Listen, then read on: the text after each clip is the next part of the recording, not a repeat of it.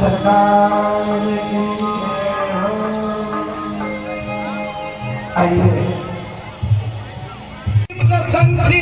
पद शिशु चले नवाई नगर अवनी सुंदर सदन सुखद सब काला कहा वासले दीन मुबाला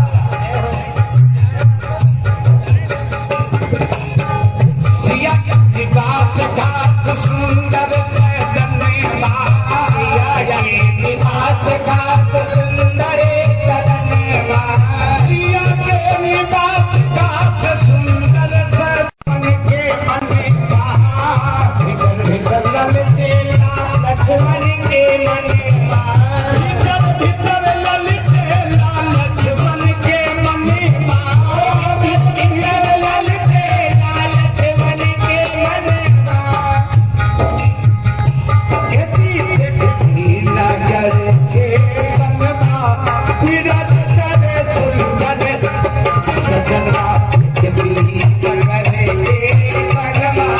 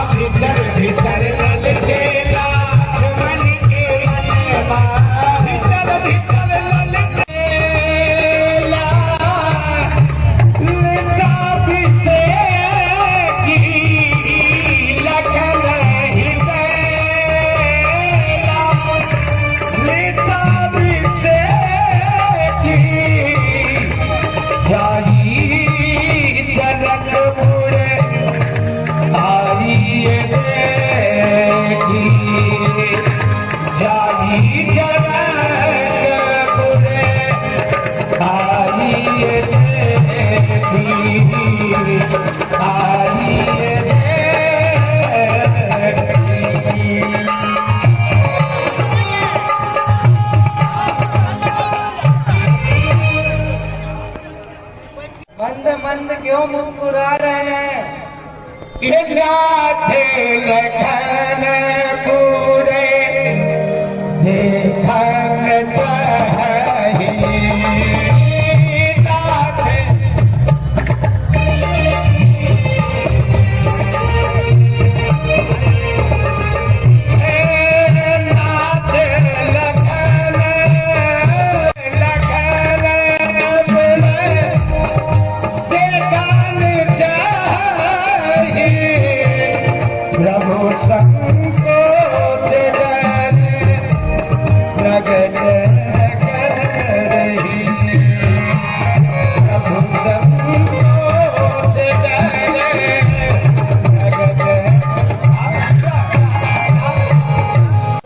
सबके नैन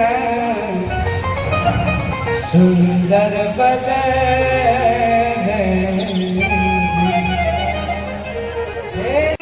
महाराज की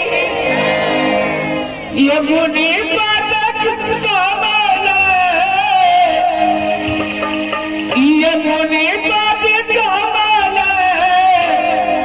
ये बंदे को भाता चले लोग चरण सुख धारा चले लोग चरण सुख धारा चले लोग जरा चलिया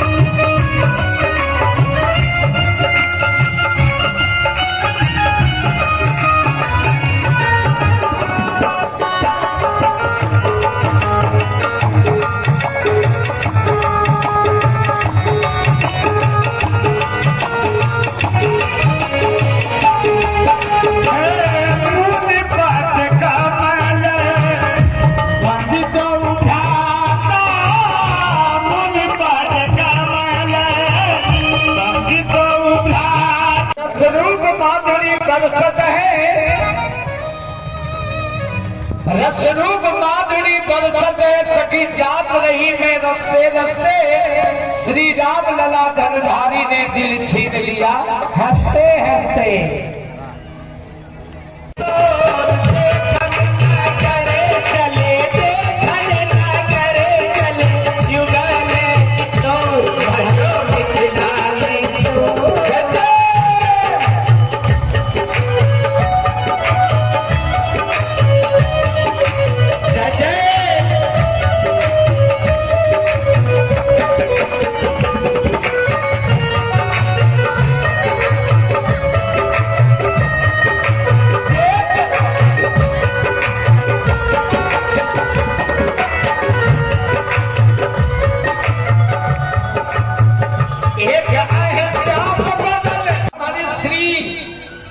जनक जी महाराज ने इनको ठहरने के लिए सुंदर सदन दिए और हमें तो ऐसा लग रहा है कि ये दोनों भाई है ना आज हमारे मिथिला नगर के दर्शन करने के लिए आए हैं कि किस लिए आ रहे हैं पता नहीं है। वो तो पता तभी चलेगा जब हम इनके पास जाएं और इनसे पूछे कि यहाँ आने का प्रयोजन क्या है। भैया तो क्यों न चले हम मित्र भरे, परिचय पूछे जाए और परिचय लेकर इन्हें हम अपना नगर घुमाएं। तुमने बिल्कुल सही कहा भैया, चल करके हम मिथिला के बालक लोग इनके पास चले, इनसे परिचय पात्र पूछे और हमारे मिथिला नगर में ये क्यों आए हैं, किस लिए आए हैं, क्या कारण है ना, इनसे पूछे। और यदि मिथिला नगर ये दर्शन करने के लिए आए हो तो हम बालक इनको क्या करेंगे, सहायता करेंगे, गली गली मिथिला नगर इनको दिखा देंगे। जी तो चला जाए भैया। तो बिल्कुल भैया चला जाए। क्यों न चले हम मित्र बजा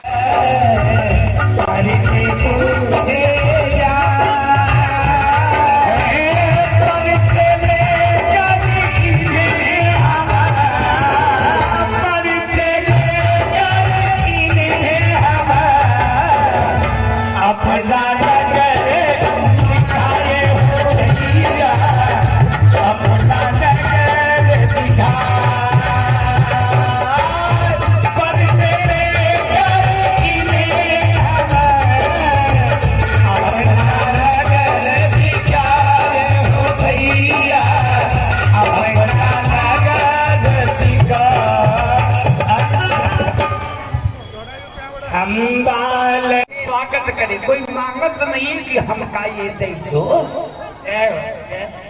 आगत का स्वागत किया जाता है। ऐसे नहीं कि मेहमान हमारे घर में आए तो हम चले जाए।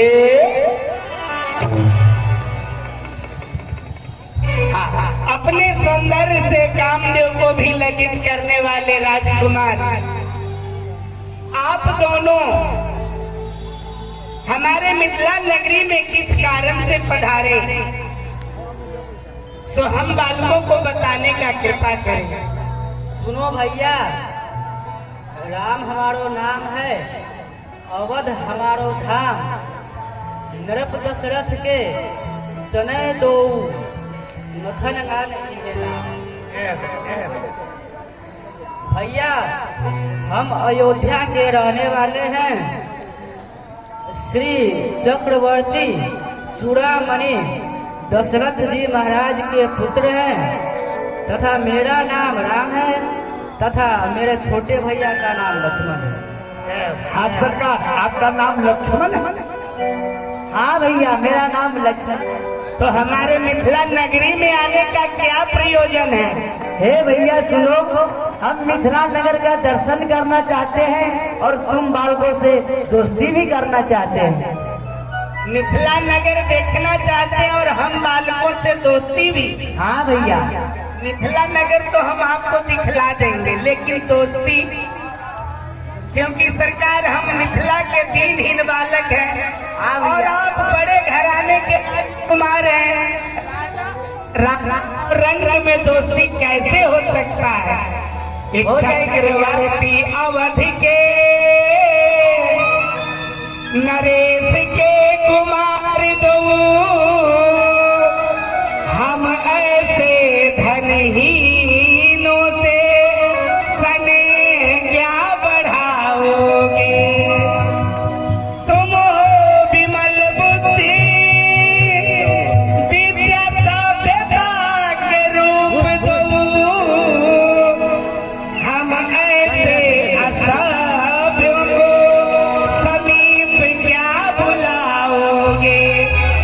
होते हैं खड़े हैं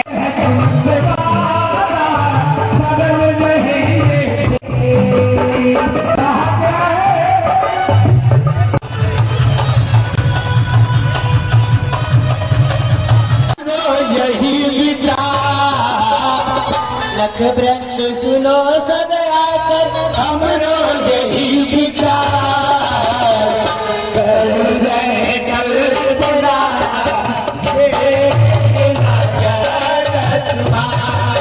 भैया हो देखेंगे नगर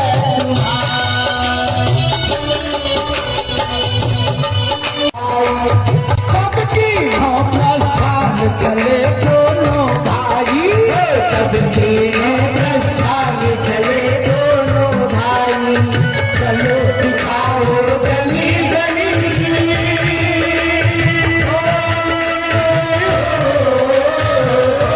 चलो दिखाओ गली गली हमरे बजाया पार कर रहे कल्पना देखेंगे नगर तुम्हार भैया देखेंगे नगर तुम्हार चलो सखे सब चले संग मिल के चलो सखे सब चला दिया लोग घूम अवलोके चलो सखे सब चलो संग मिल देखेंगे निचला दिया लोग घूम अवलोके चलो दिखाओ गैया मंदिर हो चलो दिखाओ गिरिजा मंदिर चाहे चलो मजा कर रहे कल्पना देखेंगे नगर तुम्हारा भैया देखेंगे नगर तुम्हारा सुनो सब आकर हमरो यही विचार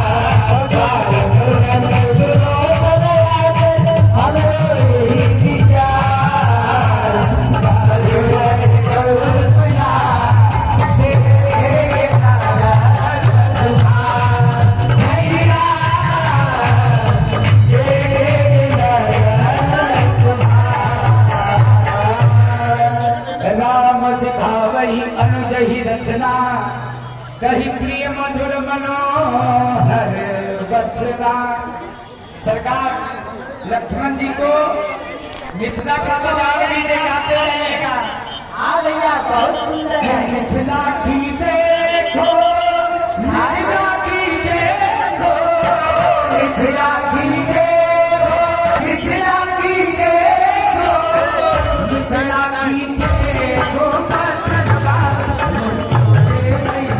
आदियो सोचे भैया आदियो सोचे भैया मिथिला की देखो मिथिला की देखो मिथिला की देखो मिथिला की देखो मिथिला की